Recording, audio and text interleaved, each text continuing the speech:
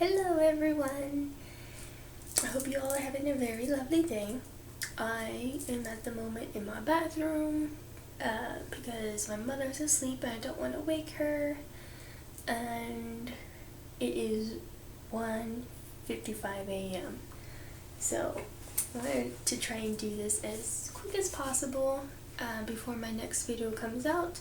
This video probably be posted on Wednesday. I don't know. If you see this and it's not on Wednesday, don't come at me.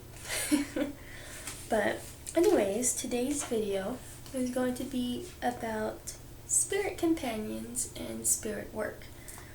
I have done a video on how what ghost hunters and paranormal investigators should do, and I'm actually going to redo that video. But this is a little different. This is one of my old journals. As you can see, it's really packed. That I believe I made in 2007. And this is where I keep my records of the spirits that I work with, the type of entities they are, my relationship with them, if they left, if they're not around all the time, what they like, what they eat, what they look like, things like that. And if you are very talented or if you can draw, I highly suggest doing artwork on how you view them and how you see them. So say for instance, this is one that I did of, technically he was a fallen angel, and this is the artwork I did of him because this is how I saw him. And I also have like comics that I have made in here.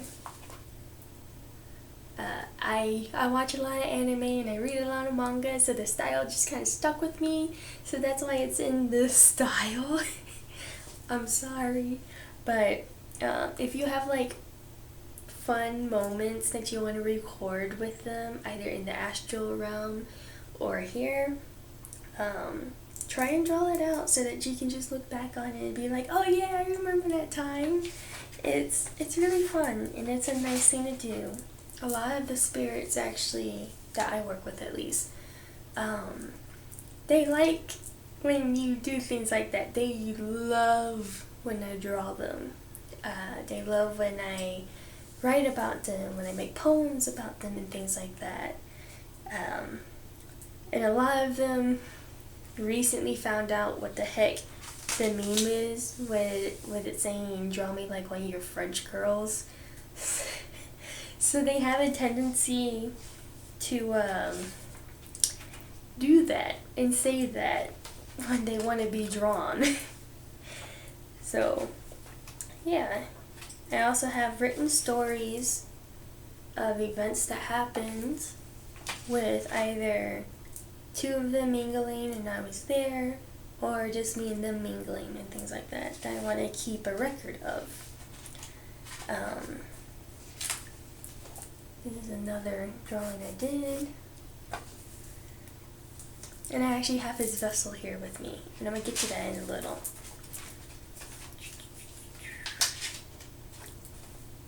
And this is what I mean too, is like, so I'll draw them, do a description on how they look, how I met them, and how you can see that, but what he likes, drinks, and his foods.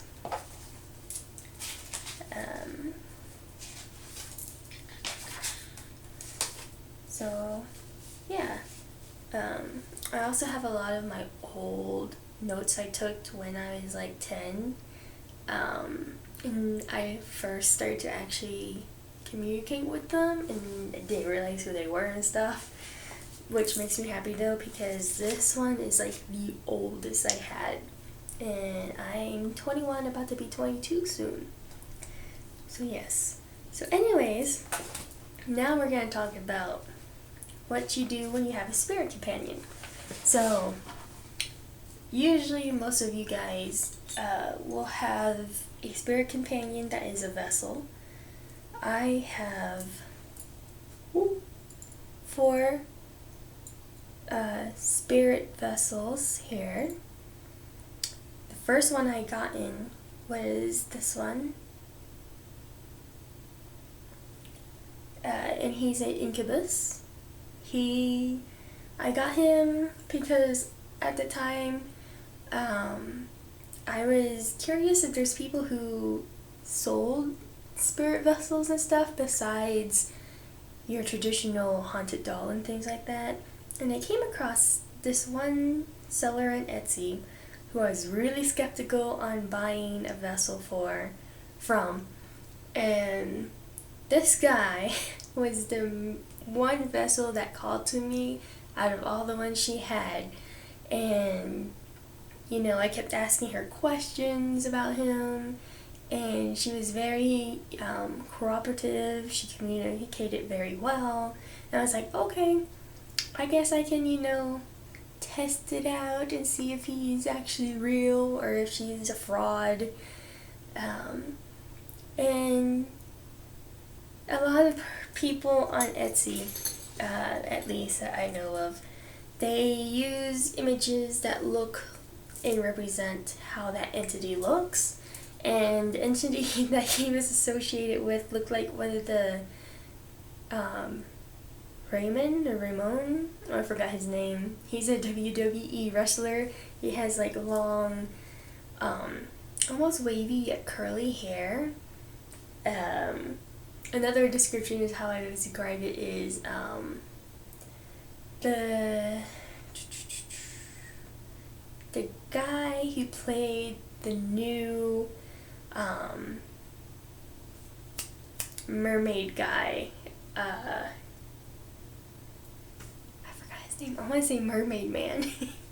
It's not Mermaid Man. It's something else. I hope you guys understand what I mean though. Where you know, he went to go get the Triton and he didn't know he had these powers and stuff.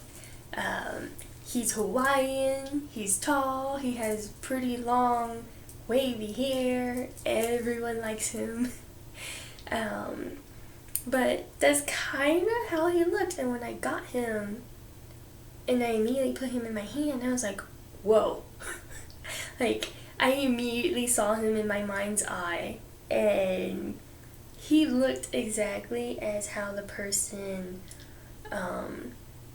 had the image that she used, except he had, of course, you know, more gear on him and things like that.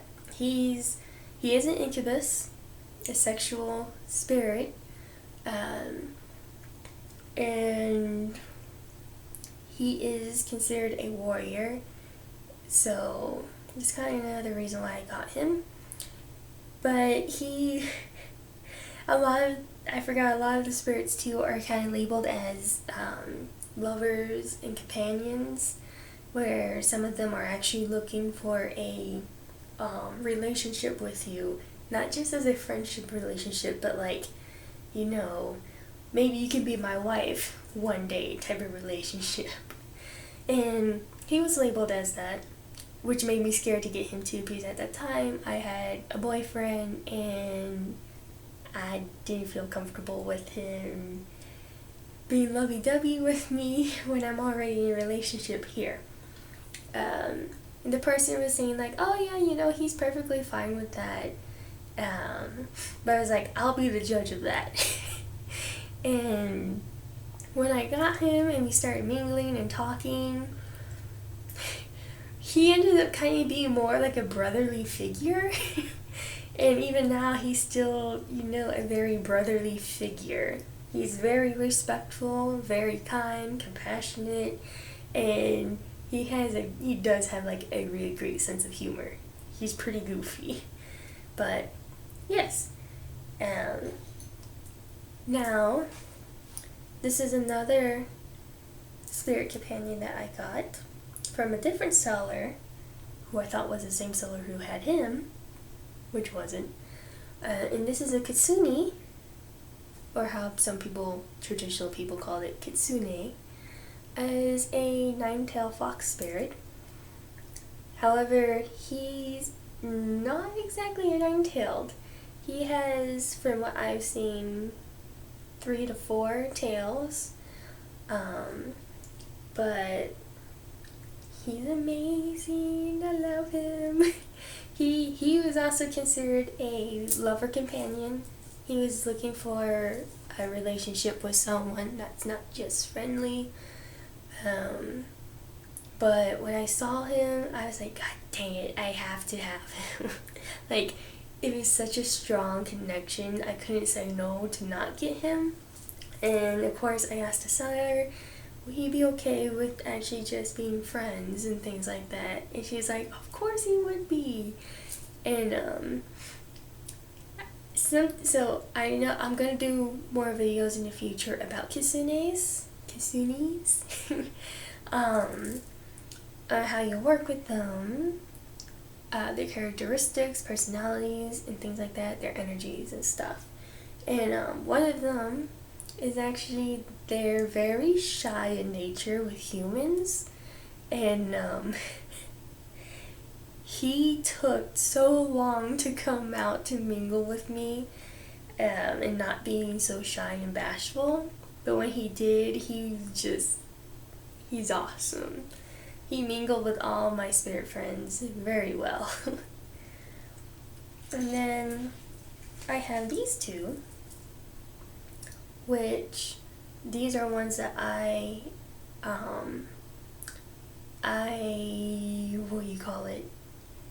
binded them to these vessels, and these are spirits that I've known since I was 10, basically.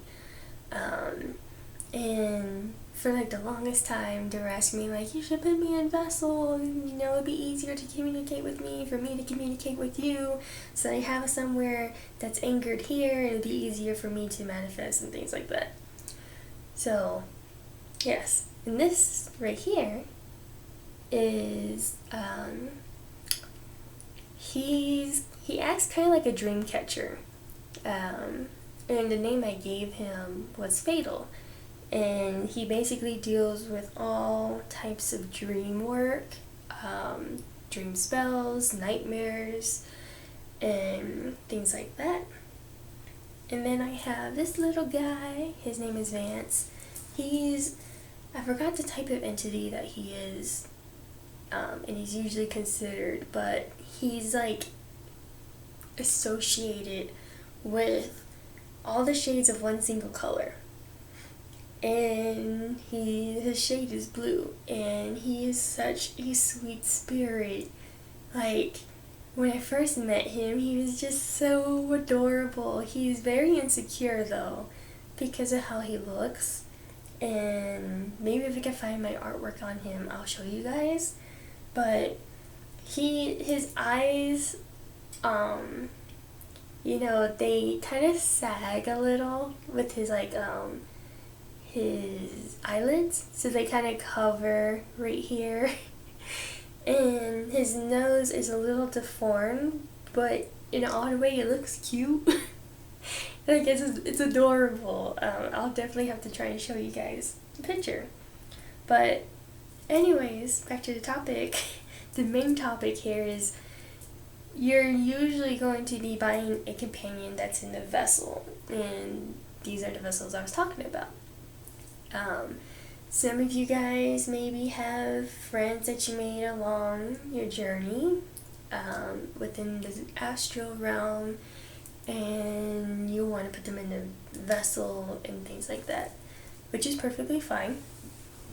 But this is more or less for people who are getting brand new spirits, like these two that they haven't mingled with, that they haven't known for a long time.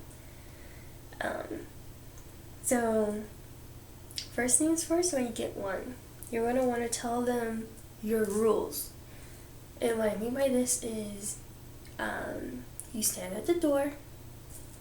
I would suggest starting at the front door of your entrance to your home, but you can't just start at your bedroom door, or wherever you're going to keep them. And you're basically going to tell them, first that, like, you know, there will be no rude gestures or things like that. You cannot be sexual with me. You cannot go into a certain room. You are not allowed to harm my cats or my guests, and you know, things like that. You have to set rules for them, just in case they get a little out of hand and they do whatever they want, because there's no rules. And then the next step will be showing them around your home. They are a new guest. They are a new visitor. It is proper and nice to show them around your house. And what I mean by this is, you know, you're literally giving them a tour of how your house looks. And yeah, that's basically it. Next is, you're going to want to try and make them comfortable as possible, because the more that they're comfortable, the more easier it will be for them to talk, so they're not stressed. Like I was saying with this little guy, I tried making him comfortable as best as I can, and everyone else did too. He was slowly easing his way out to communicate with us all, but he was just so shy. It took him about, 24 hours to 48 hours for him to finally want to talk to us, communicate, show himself, and things like that. And the next thing is, if you want to form the bond with them, usually most shops will tell you this and give you a little letter. It will say that you're going to want to keep them close to you. You can wear them as a necklace, you can wear them on your fingers, your wrists, your earrings, whatever type of vessel it is, or you can keep them in your pocket. You just want to have them close to you so they can basically, get used to your energy, and so basically you can also try and sense their energies that they are around.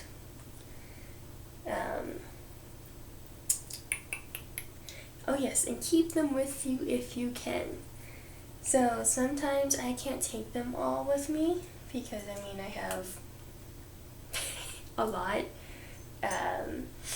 However, even if I can't take them with me, if I have a very strong bond with them, they will actually just have a tendency to stick with me in the astral realm, and I can easily communicate with them whenever I'm about, and they can easily communicate with me if they need anything. Oh yes, try communicating with divination tools. So all of mine, they communicate very easily with me telepathically, but if you are not good with receiving things telepathically, you can use a pendulum, a Ouija board, tarot cards, just like any type of divination. And also meditating with them in your hand can also help. And it can also help you kind of see them in your mind's eye if you're having trouble with that. Yes. Number 7. I hate to break it to you guys, but sometimes friendships don't last forever. And what I mean by this is, sometimes when you get a companion,